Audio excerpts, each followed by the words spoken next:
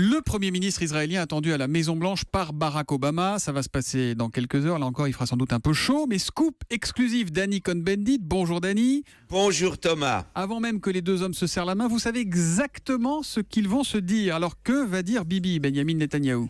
Eh bien, Bibi, qui est un peu furieux contre Obama, va quand même se calmer. Alors, il va dire environ « Mr. President ».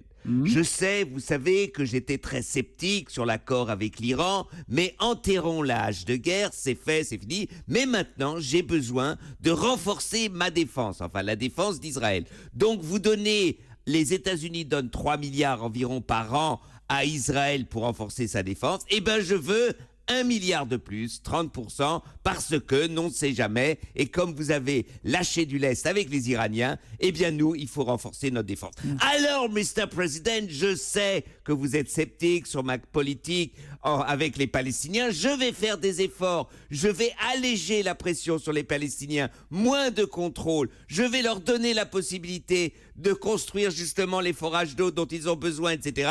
Donc moi, je vais faire un effort vers les Palestiniens, et vous verrez comme ça, tout ira bien dans le meilleur des mondes si, Mr. President, vous me donnez le fric dont j'ai besoin. Et alors que va lui répondre Barack Obama? Tu me prends pour un jambon? Mr. Premier ministre, je ne suis pas d'accord avec vous. Et franchement, vous savez très bien, mon administration est très sceptique sur votre politique. Évidemment, l'autorité palestinienne est faible. Évidemment, elle ne contrôle pas les Palestiniens et c'est une violence inacceptable que nous voyons sur le terrain. Mais votre politique de colonisation, de construction, eh bien, est une politique qui rend de plus en plus impossible, Mr. Premier ministre, un État palestinien. Vous ne voulez pas de solution de 2 États. Votre politique va vers un État. Donc vous voyez, monsieur le Premier ministre, si vraiment vous voulez faire quelque chose, il faut changer votre politique, arrêter la colonisation, et vous voyez que on peut aller très loin dans ce genre de discussion. Bon, magnifique exemple de dialogue de sourds.